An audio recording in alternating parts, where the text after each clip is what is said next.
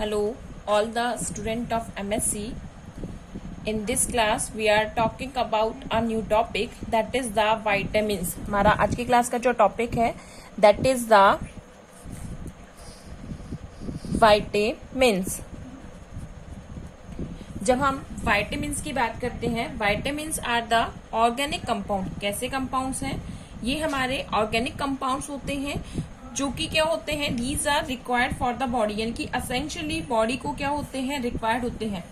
तो जनरली अगर हम बात करते हैं वाइटामिन्स की, तो vitamins are the organic compound and required in minute quantity but essential in the body.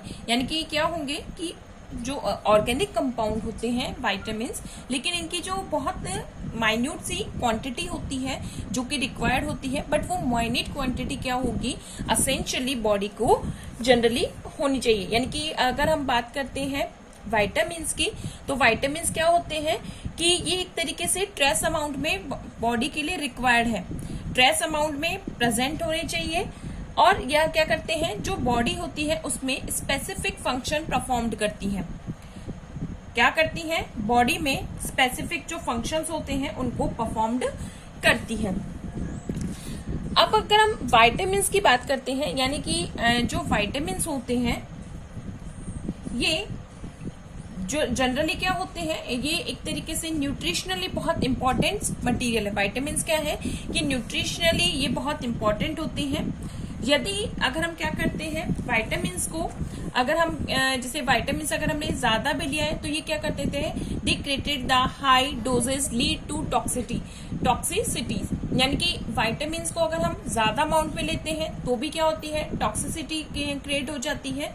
और अगर ये बहुत यानी कि जितनी इनकी रिक्वायरमेंट होती है उससे अगर हम लेस भी इनको यूज करते हैं तो ये जो वाइटामिन्स है दे क्रिएटेड द डेफिशिएंसी. ये क्या क्रिएट कर देते हैं, डेफिशिएंसी क्रिएट कर देते हैं. सो हम जनरली ये कह सकते हैं that vitamins are the nutritionally important in the trace amount. कि न्यूट्रिशनली क्या होते हैं, जो बॉडी है उसके लिए ट्रेस अमाउंट में रिक्वायर्ड होते हैं.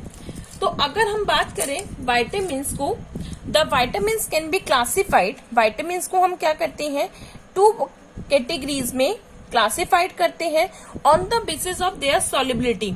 यानी कि हम वाइटामिन्स को क्या करते हैं, फैट यानी कि सॉल्युबिलिटी के अकॉर्डिंग टू कैटेगरीज में डिवाइड करते हैं, फैट सॉल्युबल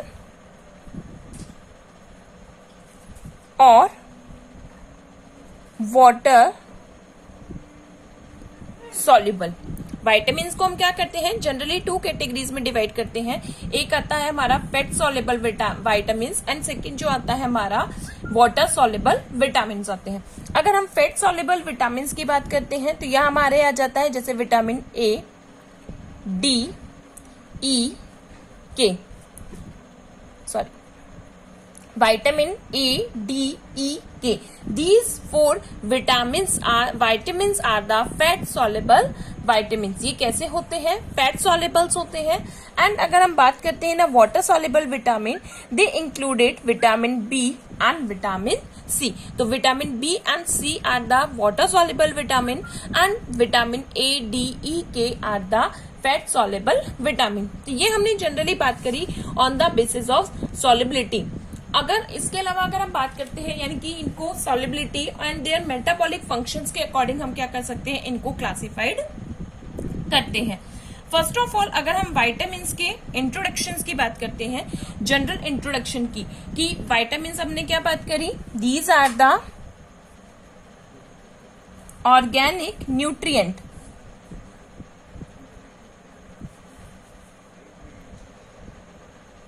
कैसे होते हैं वाइटामिन, ऑर्गेनिक न्यूट्रिएंट होते हैं जो कि यानी कि स्मॉल क्वांटिटी में रिक्वायर्ड होते हैं और क्या करते हैं, मल्टीपली बायोकेमिकल फंक्शंस या बायोकेमिकल जो रिएक्शंस होती हैं उनको यानी कि उनके लिए असेंशियल होते हैं. यानी कि बॉडी की ग्रोथ के लिए, बॉडी की सर्वाइवल के लिए, या हम कहते हैं कि रिप्रोडक्शन के लिए, या अदर जो भी जनरल फंक्शंस होते हैं उनके लिए ये वाइटामिन क्या होते हैं, रिक्वायर्ड होते हैं.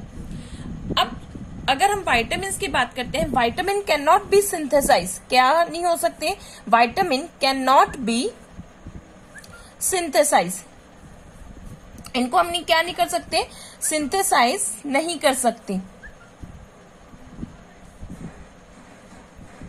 वाइटामिन को हम सिंथेसाइज नहीं कर सकते। सो जो वाइटामिन है उनको क्या किया जा सकता है, वो हम जो भी डाइट होती है उस डाइट के थ्रू क्या किए जाते हैं, सप्लाइड किए जाते हैं, कि हम कह सकते हैं इनको इनटेक किया जाता है थ्रू द डाइट। तो हम ये कह सकते हैं कि जो मोस्ट प्रोमिनेंट फंक्शन होता है वाइटामिन का वो क्या होता है, some vitamin are working as a coenzyme.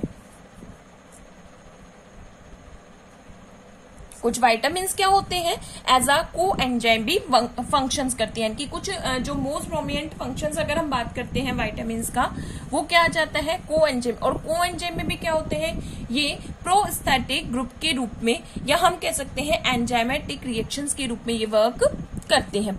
अब फर्स्ट ऑफ ऑल अगर हम एंजाइम्स की हिस्ट्री की बात करते हैं, अगर हम एंजाइम की हिस्ट्री की बात करते हैं तो फर्स्टली एंजाइम की हिस्ट्री के लिए जो एक्सपेरिमेंट जो परफॉर्म किया गया था वो किया गया था हॉपकिंस के थ्रू। यानी कि जो वाइटामिन्स है, वाइटामिन्स की डिस्कवरी के लिए जो फर्स्टली अगर हम बात करते हैं एक्सपेरिमेंट जो परफॉर्म किया था वो किसने किया था, हॉपकिंस ने किया था। और हॉपकिंस ने जो अपना परफॉर्म या हम कहें एक्सपेरिमेंट है वो किस पे किया, रेट पे किया। कि यानी कि उन्होंने रेट पे जब ये अपना एक्सपेरिमेंट किया तो इन्होंने वाइटामिन के लिए जो नेम अगर हम बात करते हैं, नेम जो यूज किया था वो किया था असेसरी ग्रोथ फैक्टर। की जो वाइटामिन होते हैं कि वो वाइटामिन क्या होते हैं कि वाइटामिन एक तरीके से एक as a accessory growth factor के रूप में वर्क करते हैं। और उन्होंने इसके लिए ये क्या जो यूज किया था कि इनके थ्रू क्या होते हैं, असेंशियल न्यूट्रिशंस प्रोवाइड किए जाते हैं। बट अगर हम बात करते हैं जो वाइटामिन नेम की है, वो नेम प्रोवाइड किया गया था 1912 में फैंक के थ्रू। ठीक है, यानी कि वाइटामिन की डिस्कवरी के लिए जो एक्सपेरिमेंट फर्स्टली एक्सपेरिमेंट रेड पे जो किया गया था वो हॉपकिंस ने किया था, लेकिन उन्होंने इसको वाइटामिन नेम प्रोवाइड नहीं किया। जो वाइटामिन नेम प्रोवाइड किया गया था वो किनके थ्रू किया गया था, फैंक के थ्रू किया गया था। और जो फैंक था उन्होंने फर्स्टली जो वर्ड प्रोवाइड किया था वाइटामिन, इनको किया था वाइटामाइन।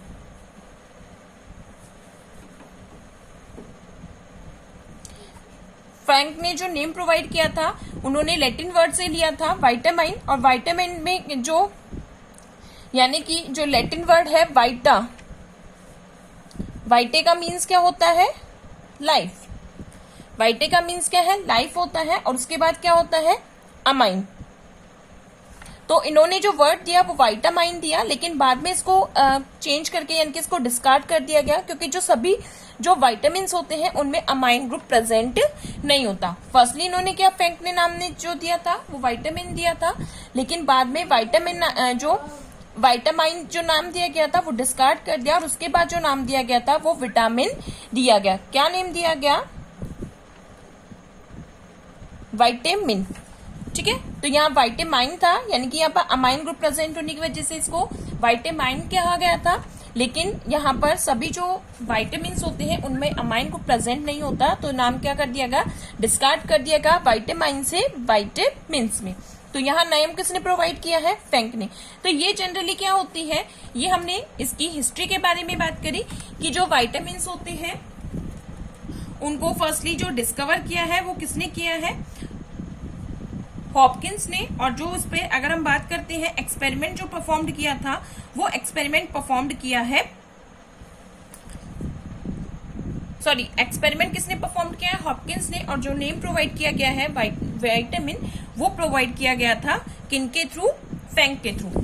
अब अगर हम वाइटामिन के जनरल कैरेक्टर्स की बात करते हैं तो फर्स्टली अगर हम बात करें वाइटामिन क्या होते हैं, vitamin are not be synthesize. ये हमने फर्स्टली बात करी थी कि वाइटामिन को सिंथेसाइज नहीं किया जाता, इनको क्या किया जाता है, फ्रॉम द डाइट, यानी कि एज अ सप्लीमेंट इनको यूज किया जाता है। फिर अगर हम बात करते हैं कि जो वाइटामिन होते हैं, vitamin are essential for the vital process. जो वाइटल प्रोसेस होते हैं उसके लिए क्या होते हैं, वाइटामिन असेंशियल है। कि जो भी अगर हम बात करते हैं टिश्यूज के या नर्व्स के जो फंक्शंस होते हैं उन फंक्शंस को परफॉर्म करने के लिए क्या होते हैं, वाइटल प्रोसेस के लिए विटामिन रिक्वायर्ड होते हैं। इसके अलावा अगर हम बात करते हैं जो बहुत सारी एक्टिविटीज होती हैं उनके लिए हमने क्या बात करी कि एक्टिविटीज में एज अ को एंजाइम ये वर्क करते हैं। तो बहुत सारी मेटाबॉलिक रिएक्शंस को स्टार्ट करने, स्टिमुलेट करने पर ये एज अ को एंजाइम वर्क करते हैं। तो ये जनरली क्या आते हैं, विटामिन के कुछ मेन स्पेशल कैरेक्टरिस्टिक्स आते हैं। कुछ विटामिन क्या होते हैं, एज अ एनर्जी सोर्सेज भी होते हैं। कुछ विटामिन क्या होते हैं, एज अ एनर्जी सोर्सेज भी यूज्ड किए जाते हैं। अब अगर हम इनमें ही बात करते हैं विटामिन के, तो हमने विटामिन को किस तरीके से क्लासिफाइड किया था, हमने विटामिन को क्लासिफाइड किया था on the basis of their solubility. तो हम यहाँ पर अगर हम एक एक विटामिन की बात करते हैं कि कौन कौन से विटामिन जो होते हैं हमारे फैट सॉल्युबल हैं या अगर हम कहें वाटर सॉल्युबल है, तो सबसे पहले अगर हम बात करते हैं फैट सॉल्युबल विटामिन की। अभी हम इनका केवल इंट्रोडक्शनरी वे कर रहे हैं। जब हम यानी कि इंट्रोडक्शनरी वे के बाद हम क्या करेंगे, इनका डिटेल में फंक्शंस पढ़ेंगे। तो हमने फैट सॉल्युबल विटामिन के बारे में बात करी थी। तो vitamin A, D, E and के, कौन कौन से विटामिन होते हैं फैट सॉल्युबल विटामिन में? विटामिन आता है विटामिन ए, डी, ई, के। तो अगर हम बात करते हैं, सबसे पहला विटामिन जो आता है हमारा विटामिन ए, इसको जनरली हम जो विटामिन ए होता है ये किसके लिए फंक्शन करता है, ये फंक्शन करता है फॉर द विजन। यानी कि इसका मोस्ट प्रोमिनेंट फंक्शन क्या होता है विटामिन ए का, वो विजन के लिए होता है, विजन के लिए रिक्वायर्ड होता है। और अगर हम विटामिन ए के सोर्स की बात करें यानी कि सप्लीमेंट्स की बात करें, ये किन किन से मिलता है, तो जनरली अगर हमने बात करी कैरेट हुआ, स्वीट पोटैटो हुआ,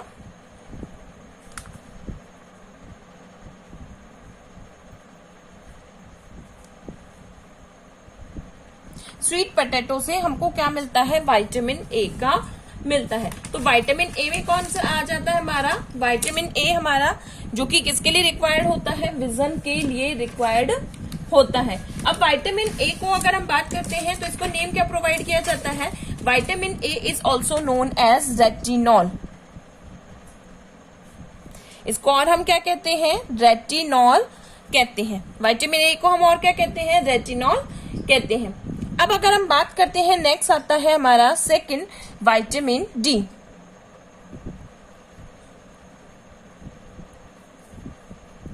जो विटामिन डी है, इसको जो अगर हम कहते हैं कि जो विटामिन डी होता है ये किसके लिए, ये हमारी बॉडी में जनरली कैल्शियम बैलेंस के लिए,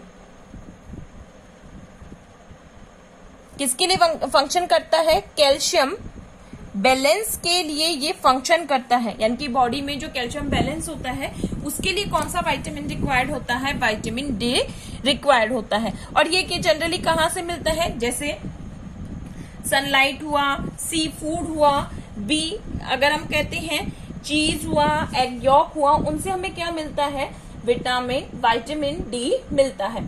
अब अगर हम बात करते हैं विटामिन डी, तो ये विटामिन डी जो होता है इसको जनरली हम क्या कहते हैं, कैल्सीफेरॉल्स भी कहते हैं। ये हमने लास्ट जब हम फैट्स के बारे में पढ़ रहे थे तब वहां पे हमने देखा था कि विटामिन डी को क्या कहा जाता है, it also known as calciferol.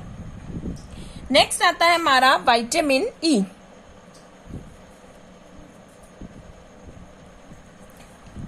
तो विटामिन जो ई होता है, विटामिन ई ये किसके लिए, ये वर्क करता है as a antioxidant.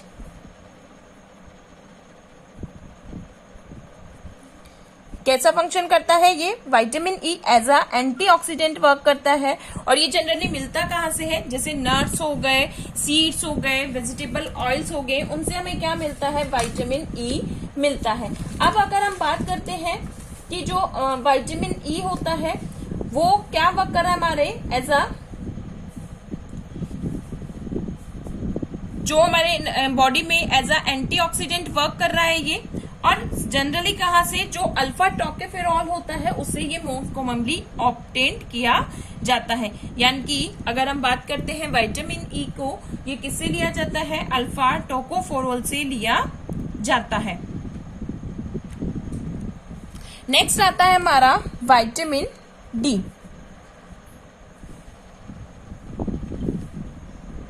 Sorry, vitamin के।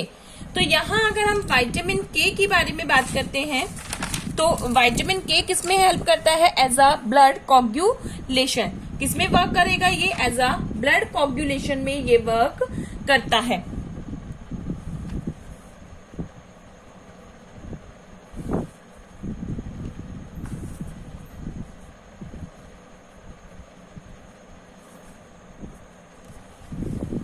किसमें हेल्प कर रहा है विटामिन के, ये हमारे ब्लड क्लॉटिंग में ये जनरली हमारे हेल्प करता है। अब अगर हम इसका सोर्स देखते हैं तो सोर्स कौन सा होता है, जैसे जनरली हम बात करते हैं ग्रीन लीफ वेजिटेबल हुआ,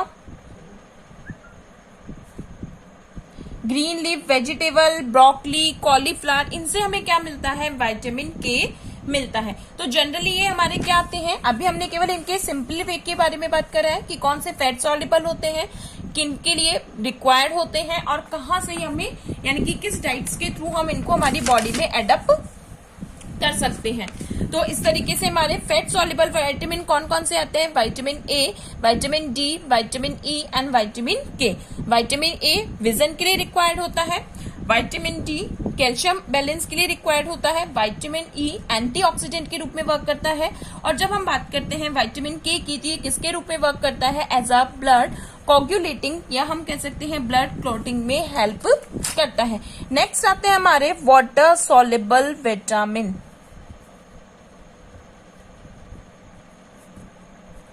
अब देखो यहाँ जब हम जनरली बात कर रहे हैं वाटर सॉल्युबल विटामिन की, तो यहाँ हम वाटर सॉल्युबल विटामिन में केवल विटामिन बी और विटामिन सी की ही बात करते हैं। किस किस की बात करते हैं, विटामिन बी और सी की। लेकिन अगर हम ओवरऑल इनमें देखते हैं तो विटामिन जो होते हैं वो कौन से आ जाते हैं, इसमें विटामिन बी के क्या आ जाते हैं, बहुत सारे कंटेंट आ जाते हैं, यानी कि बहुत सारे अदर जो विटामिन बी होता है ये अलग अलग फॉर्म में प्रेजेंट होता है, जैसे vitamin B1, B2, B3, B5, B6, B7, B9 and B12। तो अप्रोक्सीमेटली अगर हम जनरली कॉमनली बात करें, जो 4 हमारे होते हैं वो फैट सॉल्युबल विटामिन है, जबकि 9 विटामिन ऐसे होते हैं जो कि कैसे होंगे, वाटर सॉल्युबल होते हैं। तो यहाँ पर हमने इनको कैसे क्लासिफाइड किया है कि जनरली विटामिन कौन कौन से हैं,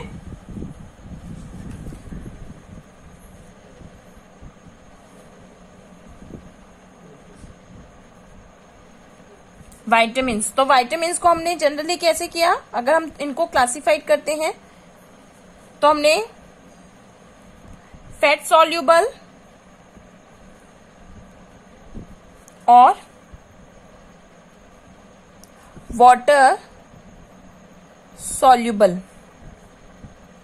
अब ये जो वाटर सॉल्युबल विटामिन है, यहाँ हमने कौन कौन से विटामिन की बात करी, vitamin A, vitamin D, vitamin E and vitamin के। तो यहाँ अगर हम वाटर सॉल्युबल विटामिन की बात करते हैं तो यहाँ हमने फिर से इनको 2 कैटेगरीज में डिवाइड किया है। वाटर सॉल्युबल जो विटामिन है इनको हमने फिर से 2 कैटेगरीज में डिवाइड किया है, as a non B complex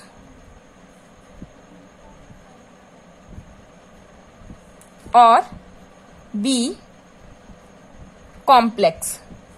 एक नॉन बी कॉम्प्लेक्स आ जाते हैं और एक कौन से आ जाते हैं, बी कॉम्प्लेक्स। तो नॉन बी कॉम्प्लेक्स में केवल कौन सा विटामिन आता है, यहां आता है हमारा विटामिन सी। अब अगर हम विटामिन बी कॉम्प्लेक्स की बात करते हैं तो इनको फिर से फर्दर हमने 2 कैटेगरीज में डिवाइड किया है, यानी कि हमने क्या बोला कि इनको जो विटामिन्स है उनको on the basis of solubility और साथ के साथ उनके फंक्शन, यानी कि मेटाबॉलिज्म में जो उनका फंक्शन होता है उसके अकॉर्डिंग हमने फर्दर कैटेगराइज किया है।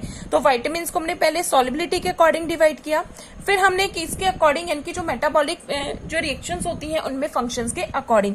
तो वाटर सॉल्युबल जो विटामिन होते हैं उनको हमने दो कैटेगरी में डिवाइड किया, non B complex and B complex. तो नॉन बी कॉम्प्लेक्स में हमारा विटामिन सी आ जाता है, और उसके बाद जितने भी हमारे बी कॉम्प्लेक्स के विटामिन आते हैं उनको फिर से हमने दो कैटेगरी में डिवाइड किया है। एक आते हैं हमारा एनर्जी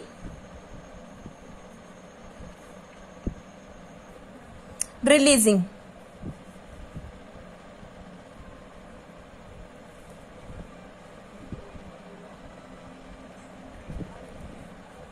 और नेक्स्ट जो आता है हमारा हेमेटोपोएटिक।